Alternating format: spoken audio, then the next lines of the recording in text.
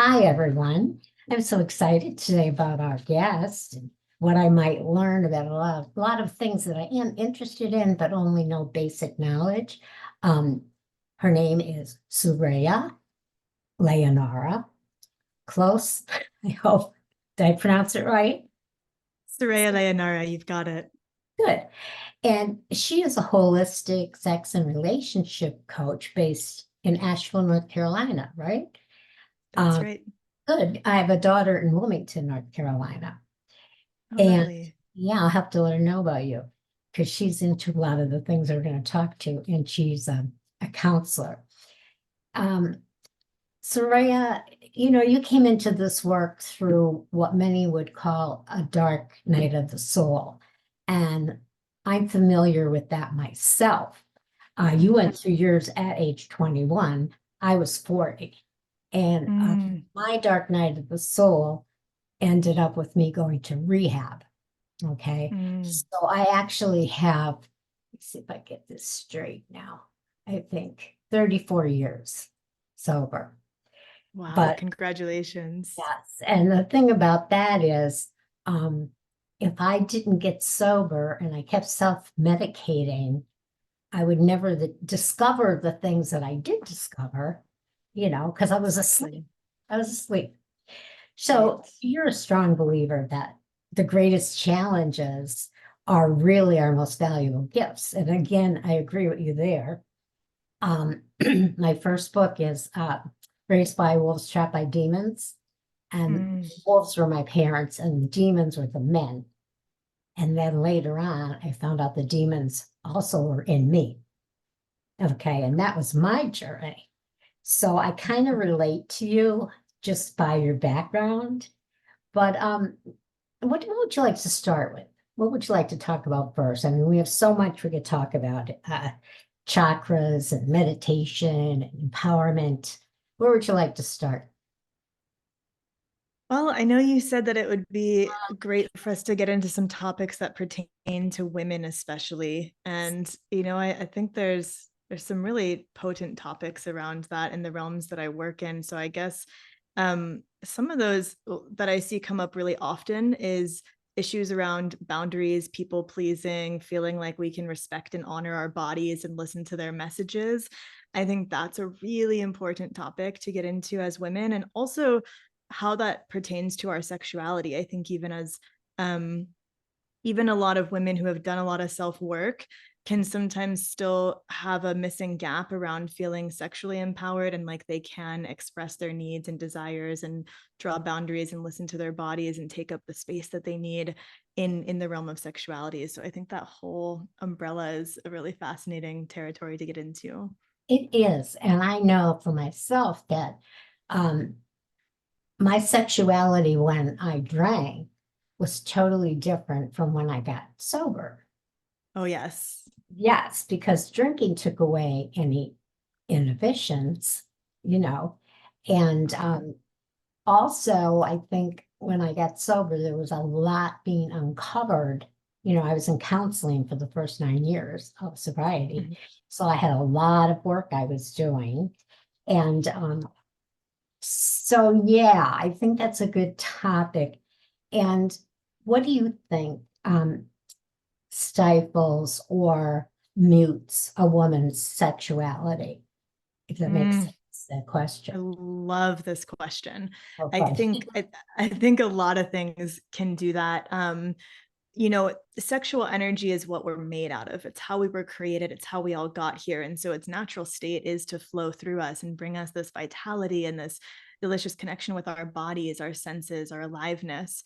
But as we go through different traumas or religious programming, negative experiences, conditioning, as we turn ourselves off in some way, whether that's stuffing down our voice, stuffing down our emotions, all of these things can start to clog the pipes and make it so that we can't run that sexual energy effectively.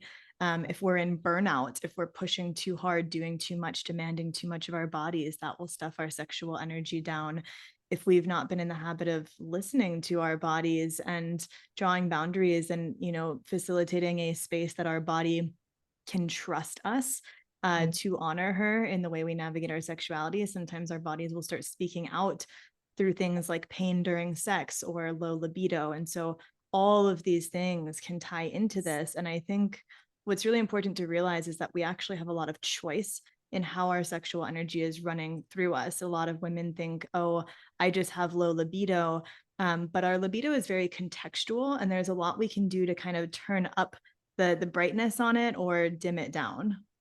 I want to turn mine up because um like this has been going on for a while now, because after I got sober, they told me that I actually had chronic depression and anxiety disorder. And of course, they Mm. put me on medication for it. And that's why I was self-medicating with alcohol. That was part of it. But Mhm. I think those medications also affected the libido, right? Yes, as And they do. then I, went to the change of life. And then I had a total hysterectomy. I had breast cancer where they Mm. did a double mastectomy, and I tried implants, they didn't work. So basically, I'm not in love with the way my body looks, if you know what I mean. There's a lot of Sure. scars, there's missing parts. Um, Mhm. and I turned 75, which that doesn't mean that I shouldn't still have a sex drive, but I don't. And but I'm affectionate, Mhm. cuddle Mhm. and everything. So what do you think about the fact that medications are given out so freely? I think Mm. the more than they need to be as far as Yes. antidepressants. What do you think about that? I would totally agree with that. I really think that a lot of times depression is a result of the spirit being depressed in some way, being out of alignment, not living our most authentic lives. I think hormonal imbalance can play into it. I think gut imbalance can play into it. And I think a lot of times these medications are used as a band-aid to mask a symptom rather than treating the root. Yeah, I have to write another book about my health journey, because it's amazing how many parts I don't have anymore. It's crazy. And I'm going through a new thing right now, which I'll find out Monday, a final diagnosis, and it's actually called pulmonary fibrosis. Mm. And I research. As soon as you tell me something, I'm gonna look it up. And Mm. prognosis is not really good, and I don't like Mm. that. So I've made a decision that if it is that, I am not accepting the prognosis. I will make my own prognosis. Yes, I know that that's is a so little bit, important. but No, I I'm right there with you. yes, because if anybody could do it, I mean, my friends the last 20 years saw them take 85% of my stomach. I almost died from an infection. They had to take Wow. 85% of my stomach out, and the breast cancer, and just one thing after another. But here I am, and I keep going. So So resilient. resilience is why I survived my first two husbands. Wow. I will send you a digital version of the book as a thank you for being here. I And would love that. hopefully you'll read it and then leave me a review. And then we Sure. do another one, and then we can talk more because you'll have my background. All That'd be right. So great. I want to talk a little bit about chakras. Not too many people, well, a lot more people now, but not too many people know about chakras and like what they're about. I don't have enough time to talk about everything, but I thought maybe the first three. Sure. All right, so let's start with the first chakra, which I believe is in your head. Am I right? Wrong. First one is the root. See? Yeah, there you go. I had it wrong. Uh-huh. Uh-huh. Well, tell me about the root. The root is all about the body and our connection to earth, our connection to our tribe or our family. It's really developing in that first 7 years of life. And it's very much connected to safety, stability, sustenance, these very primal core needs. Think like the base of Maslow's hierarchy of needs. It's very connected to Yes. survival. Hmm.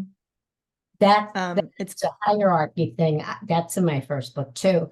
And I could not get past that first step because of my parents and my husbands and just being pushed Mm, out.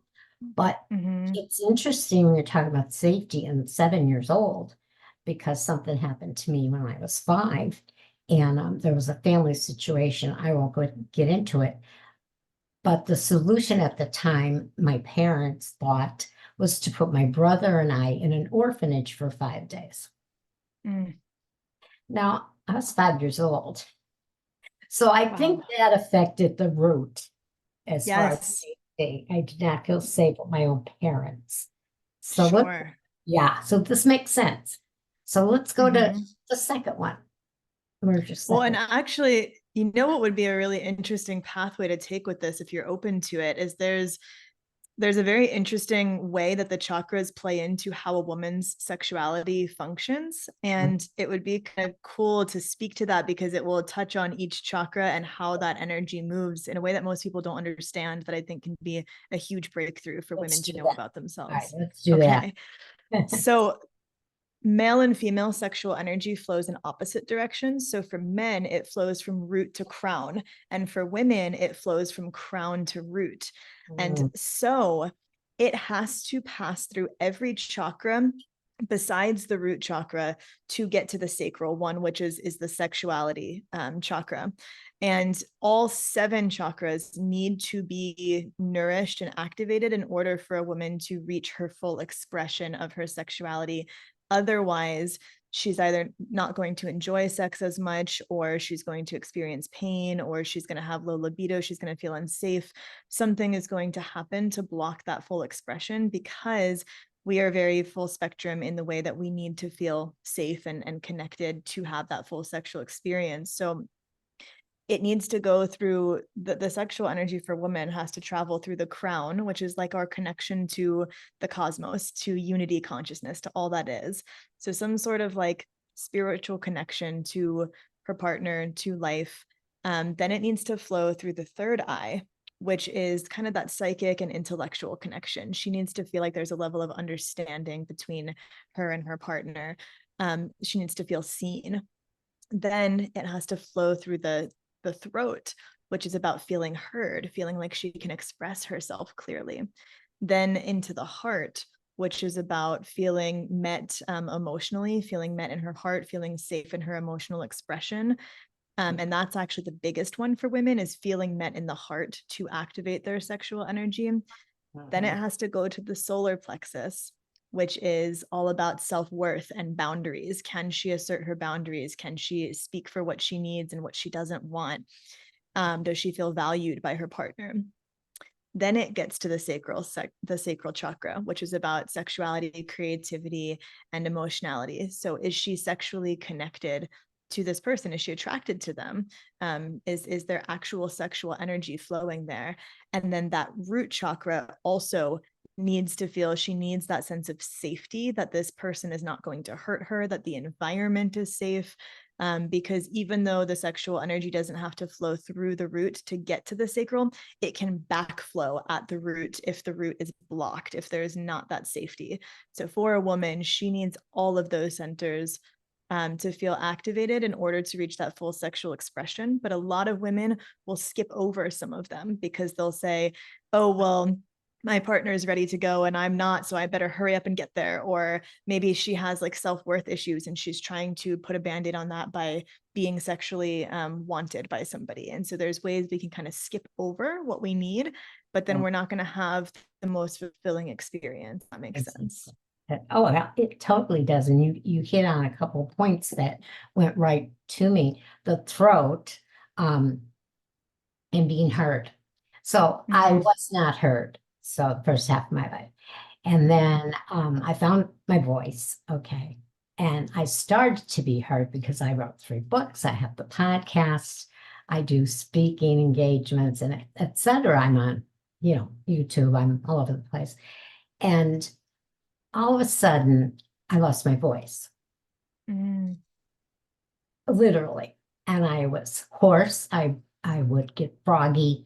I was coughing all the time. And you know what happens when you have symptoms with your Eastern medicine doctors? They're going to treat the symptoms. So at first it's ENT and ENT. Well, let's do a septoplasty and see if that helps you. It helped a little, you know. Then they looked at my throat and they said, oh, you have a bowing and you have some nodules. Let's send you to speech therapy. So I did speech therapy and it helped. Okay. So now they send me for another test and another test. And it was almost, it's funny because it started here and they were going downwards and downwards. Well, for about 6 months, I had been complaining about chest pain, but the chest pain was on my right side, so it couldn't be a heart attack. I went to several doctors and several different practices, and they each had a different answer. It was like, it's scar tissue from all your surgeries, or it's this syndrome thing, and it's whatever. I'm trying to make this really quick, but 2 weeks ago, I went to the hospital. I went to in an emergency room situation. My oxygen fell to a low level. I was sweating, chills, 101-degree fever, just like, what the heck? Oh. Hit me. I didn't know what happened. So long story short, they treated me in the ER. They were going to send me home. And my primary called and talked to the doctor, said, do a CAT scan of her chest. They did the CAT scan. They came in and said, you're going to the hospital because we found scarring on your lumps. And I was like, oh my God, it's like I finally found my voice, and it's like something or some power or whatever seems to be trying to take it away from me. That's how I felt like spiritually. Okay. So now I'm going through that. So the chakra that's the throat, it's interesting to me with that experience, right? Yeah, absolutely. Yeah, absolutely.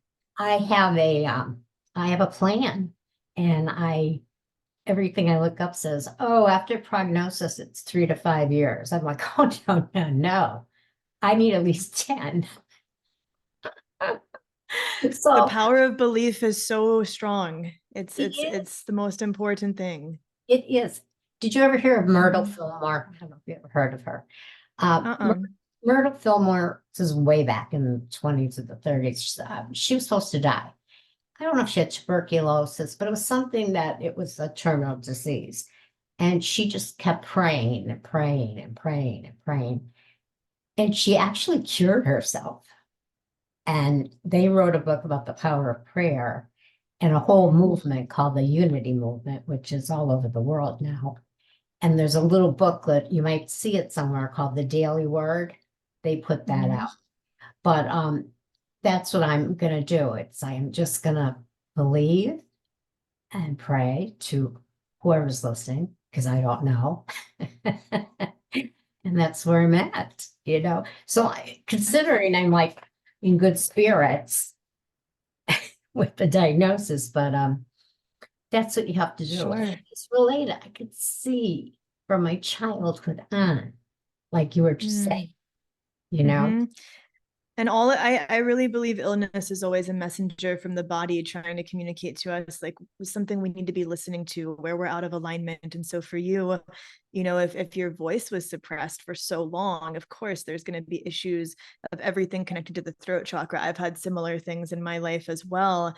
And it's the body's way of letting us know, hey, this part needs some extra TLC, some attention. And if we can get curious and give the body a chance to speak what it's trying to say, a lot of times the body can heal that way, because it doesn't need to use symptoms to get our attention if we can heal that underlying root cause, which is often energetic, emotional, spiritual. Oh, I absolutely, I'm on the same page. And because they're the energy centers in our bodies. So if they're not working, it's like any other machine. If one part is not working, the whole machine's not going to work. I mean, it's going to throw you all off. So you work with a lot of people, right? And what kind of work do you do with them? I do a lot of work around somatic awareness and listening to the body. So I call my work holistic sex and relationship coaching, because we are made of sexual energy. It's woven into who we are and everything we do. I really don't think that issues of the bedroom can be isolated to the bedroom. They're always connected to something else, like our body image, our self-worth, our communication with our partner. You know, all of these things are interconnected. And we're in relationship with ourselves first and foremost, and that relationship branches out into the relationships with others. So I am always helping people really learn the language of their body and how to use the body as a map to the unconscious. So a lot of these unconscious holding patterns that we have that create glitches in our lives or glitches in our health can be traced through cultivating somatic awareness, through learning to listen to the body's language and really honor that. And that's how we free up our vitality, our energy, you know, what is often called chi or prana. It gets stuck if we're, you know, for example, not expressing our truth or not drawing our boundaries. These sorts of things start to block our energy and make it so that, you know, we're depressed or we feel cut off from a sense of passion or purpose or meaning, or we lose our libido. And so I'm kind of like a detective helping them look within themselves to find what Yeah. is in the way of Yeah. you living your most vital expressed life, you know? Yeah, that sounds about right. So, how about what would you say about creative passion? Like, let's talk about that. Like someone that needs to work on that. What would you It's advise them? it's very connected to sexual energy. Like I said earlier, sexual, creative, and emotional energy all live within the sacral. And so if one of those is repressed, it can often cause a repression in one of the other ones. And so when we feel sexual energy, it's often this feeling of something wants to be created. So the most obvious thing that we create with our sexual energy is children, but we can also channel that into all kinds of other types of creation. It's our creative life force. It's almost like our God self energy. It's that creator energy. So I think when that's stuck, oftentimes we're not giving space for our emotions to flow. A lot of you know, so much creativity comes from the need to move emotion. Think about many of the songs that you've heard. They come from this outpouring of emotion, of something that's wanting to be expressed. And the only way to get it out is through this creative endeavor that helps us to move it. So I think if we can feel our emotions and channel them into some creative outlet, we're going to feel a lot more alive. Yeah. So someone that wants to be creative and wants to bring something into the world and, you know, motivate other people or find their true authenticity, and then they get blocked. They're blocked. They don't exactly know how to do it. And you're talking about that part too, how they can get past that, right? Mm-hmm. And their personal lives, you know, some of the things they're doing does not support what they want. Sure. That's right. Yeah. Mm-hmm. I heard a quote one time that I love. I don't know who said it, but it's creativity is giving yourself permission to make mistakes, and art is choosing which ones to keep. And I think that's a really important thing to keep in mind, to let creativity be playful and exploratory. What Yes. happens if I just follow this emotion and see where it takes me? And, you know, like, what am I feeling right now? And how does it want to be expressed? And I think that's the Yes. essence of creativity. I think you're right. And also, sometimes there's signs from the universe and we ignore them, or we just walk past them and don't realize that it's actually the universe, spirit, something trying to give us a path. I met a 16-year-old boy at Christmas at a wedding, and he was very excited to meet me, you know, and I didn't know why, you know. And I introduced myself as, anyway, my grandson's friends, my grandson's friend. And I introduced myself, and he said, "Oh, are you Condo Mimi?" Which is the name I use on the internet, you know, on Instagram and everything. And I went, "Yes, I am." And he said, "Oh, I can't believe this is happening." And I'm thinking, what the heck? So then my grandson came over and he said, excuse me, he said, "Nana, he's your biggest fan. He read your book, he bought your book, he read your book, and he follows you on Instagram." So I That's went, so cute. like, cute.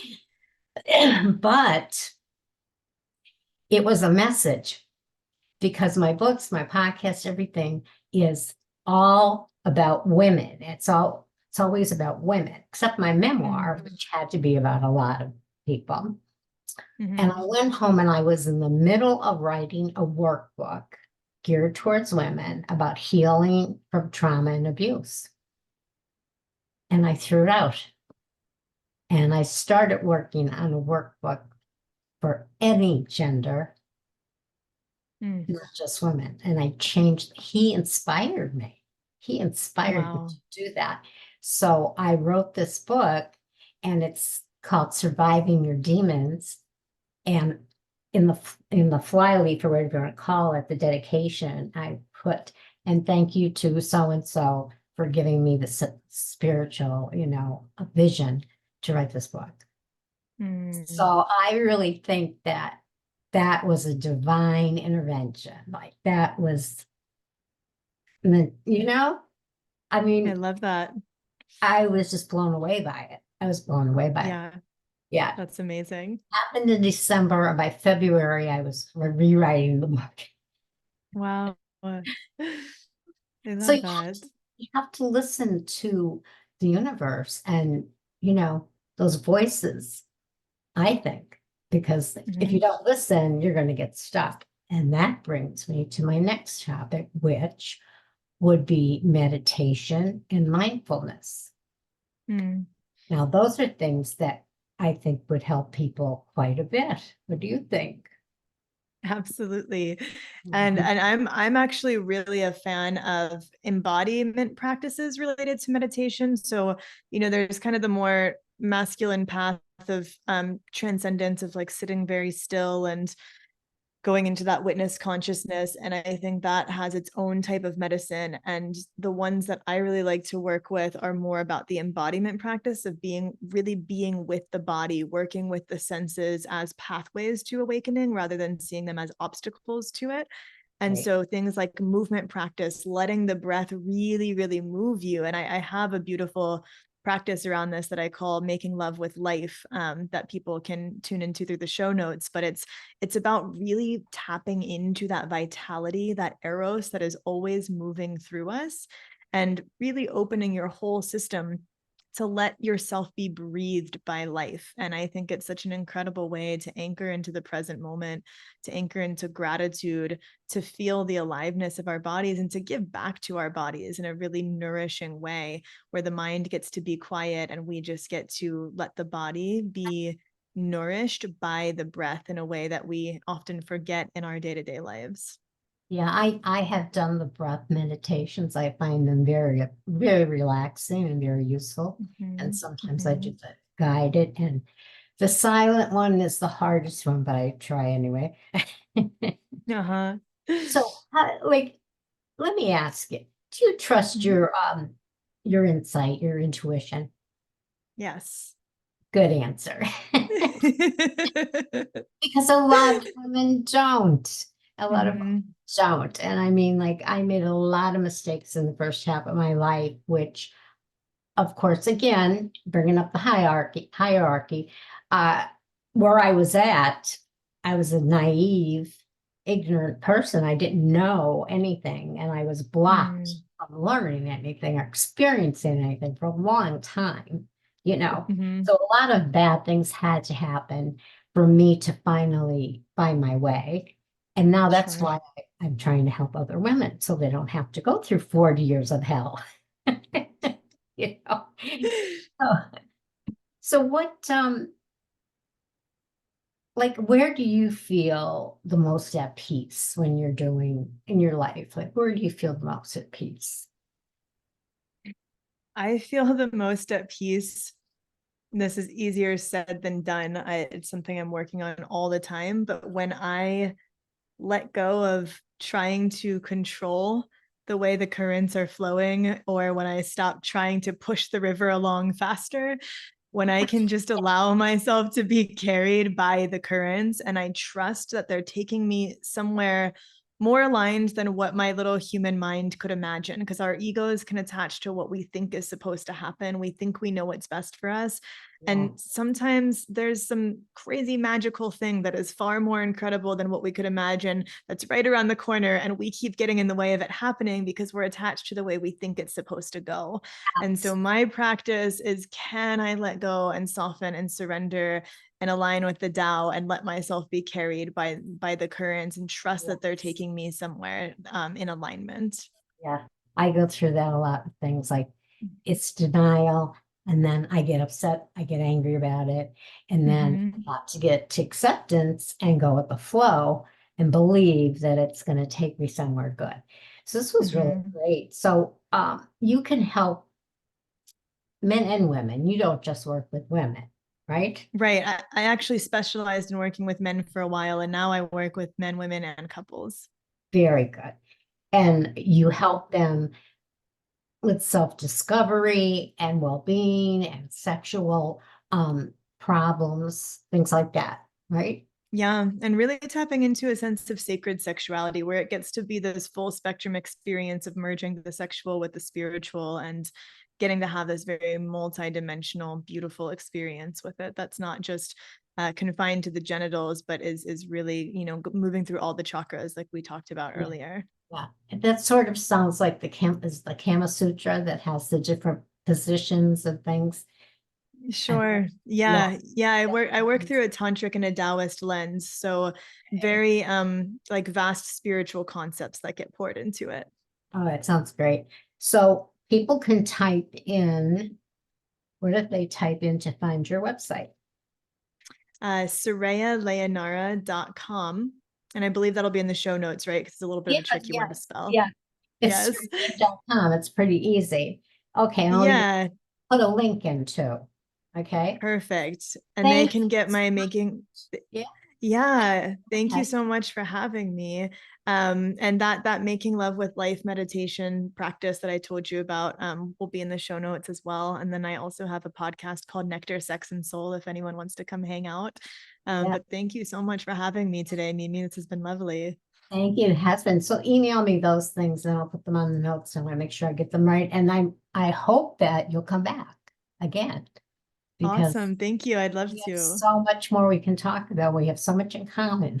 I can see that. Absolutely. Yes. And And I'm wishing you the best with your whole health journey. And I trust your resilience to power through any bullshit stories anyone wants to tell you about it. yeah, I'll do it my way. All right. Thank you Yes. so much, Thank you. Sureya. And we will have you back again. And thank you for helping us, just giving us some ways to find our true self and be happy.